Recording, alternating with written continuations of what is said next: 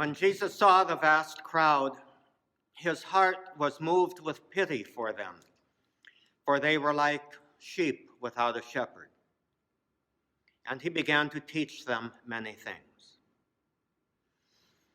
By now it was already late, and his disciples approached him and said, "This is a deserted place, and it's already very late. Dismiss them so that they can go to the surrounding farms and villages and buy themselves something to eat."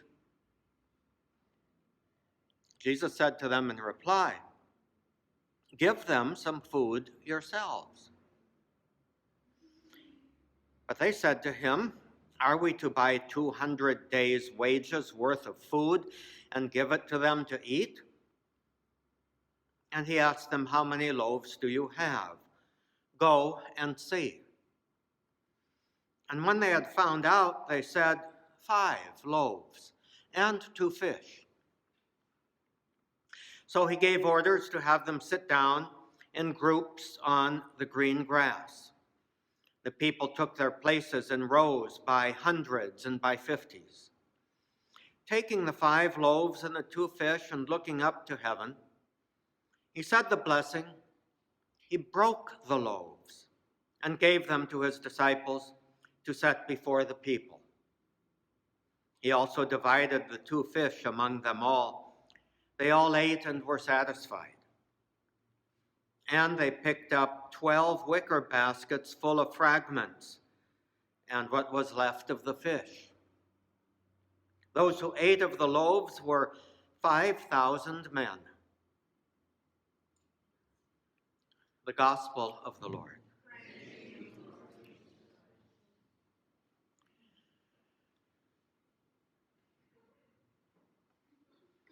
Our saint today is somewhat obscure. I would say most of us, if we didn't have some particular professional reason to know about him, wouldn't recognize him.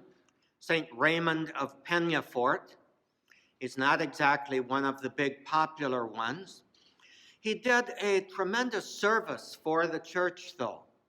It was he who, about halfway between the time of Jesus and our own time, was commissioned by the Bishop of Rome, the Pope, to collect all of the various laws and rules and regulations that had been formulated to try to govern church life, to try to collect them all into one compendium.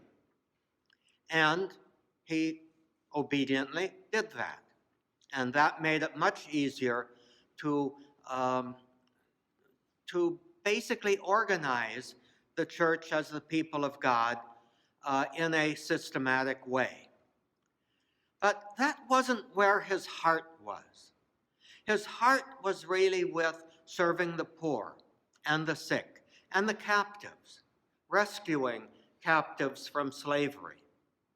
And there is one other very significant thing for us. If you look at some of your favorite saints, whether it's Saint Therese of Lisieux, the little flower, whether it's Saint Thomas Aquinas, or Saint Rose of Lima, or some of the others, they all died very young. It seems that the Lord accomplished great things through them, and they died young. Their work finished, or their work continuing now in heaven. Saint Raymond is a particular good patron for us because he lived on this earth to the age of 100. And he died in his 100th year, or 101st year, I guess. So he knew what it was like to get old, to have the pains and the weaknesses and the problems of old age. Saint Therese, the little flower, never could quite identify with what happens to people when they grow old. Saint Raymond could. And so he might be a good patron for us right now to pray for his intercession that we may age gracefully, that we may have a spirit of kindness, patience, tolerance, forbearance, charity, generosity, even as we are being beset by the things that we never thought we would have to encounter as we grew old. You know, some people will say that this golden age is vastly overrated. Well, maybe the ills of old age are such that they are new opportunities for us to dedicate ourselves to the Lord and to his ways.